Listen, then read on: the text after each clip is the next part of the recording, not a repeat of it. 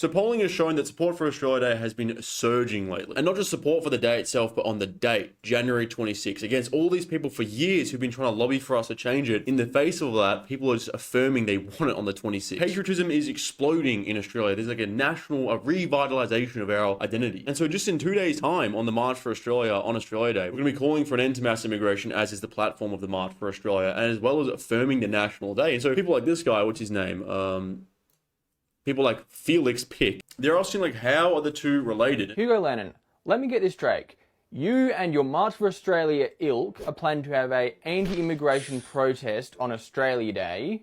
Correct me if I'm wrong, this is the same day the First Fleet established Australia's first British colony in Australia. So Ozpil, you're essentially having an anti-immigration rally on what is essentially Australia's mass immigration day. He got me, bro. He got me. To be fair, they do seem like super unrelated. You got Australia Day, this like national pride thing, and then you've got like immigration over here, and maybe they even seem to be contradictory because I guess Australia Day is like celebrating the arrival of the British, and then that's obviously a form of immigration, so how could that be an anti-immigration? It amazes me how hard it is to do discourse with these people because they pretend not to know what's going on. Australia Day provides this sort of like psychological basis for like sovereignty of a people and therefore a rejection of mass immigration. And to make that jargon kind of clearer, think of the inverse of Australia Day. Who are the people who counter-protest it? What do they say? Abolish Australia. Australia is just stolen land. Change the date. Burn the flag. That's the crowd that we're kind of like seen by one another as the inverse. And so if we gave up Australia Day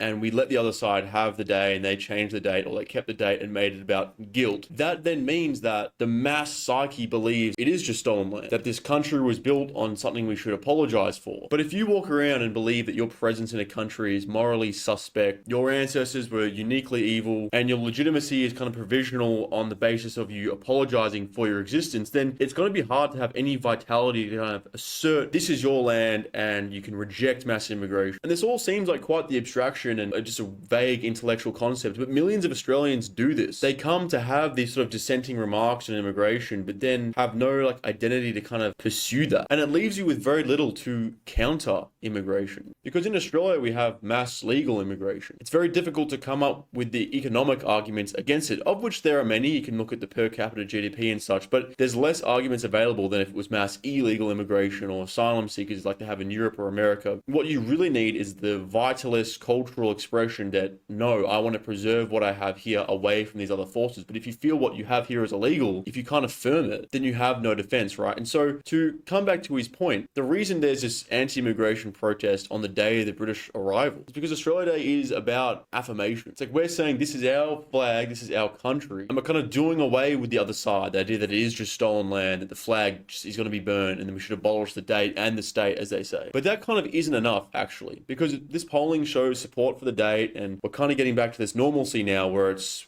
just a few years ago it was about changing the date. Now it's coming back to this sort of affirmation on the 26th, but there still comes with it this semblance of guilt where people do sort of still agree, even if they're celebrating Australia, that there was some crime committed by first coming here, that there was this monstrosity that is, I guess, a founding myth of this country. But we need to overcome that. And the way that some people try to overcome that is they say, well, if the French colonized Australia, if it was the Dutch, if it was the Spaniards, if it was the Chinese, they would have treated the Aboriginals worse. And therefore, maybe our colonization was a positive force, still admitting that there was wrongdoing even coming here because it could have been worse. But that's a really irrelevant and weak way to put it, because you're still incorporating that original sin of the country, and you can never really have the pride you need in this day and age where international law and order is breaking apart to affirm your right to a nation. The position that I propose is a recognition that history runs on power and conquest. Like, yes, the Aboriginals were displaced by us. They were culturally replaced. They lost sovereignty to the crown. And that all happened, and that needs to be accepted on Australia Day as not even necessarily a good force, but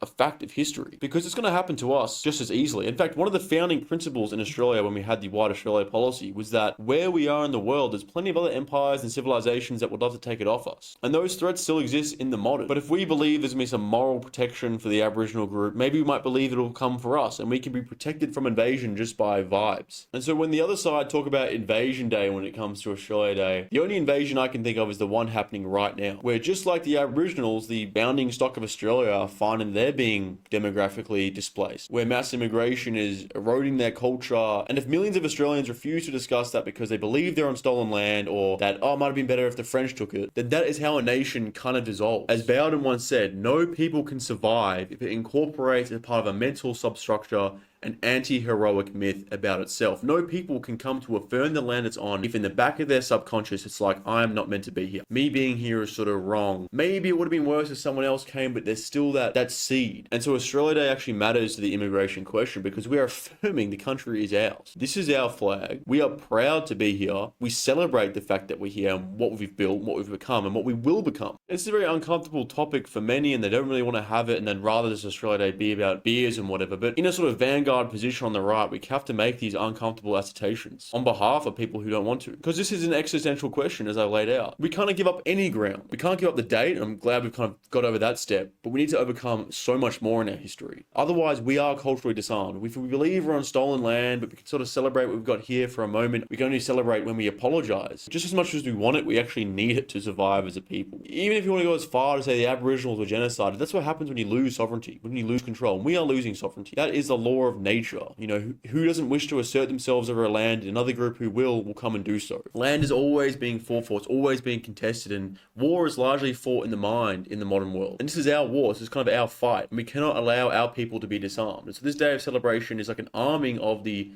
popular psyche. This Australia Day affirm this country is ours. And yes, it was won through conquest, and strengthen our identity such that we can resist any conquest of ourselves. Thank you guys for watching. That was kind of intense, a bit philosophical, just some thoughts off the top of my head. Maybe even a sneak peek of my speech on the day. I'm not sure. I haven't even written it yet. Let me know what you guys think down below. Was this too strong? Was it too weak? Maybe I broke a few of the new hate speech laws there. I'm not too sure.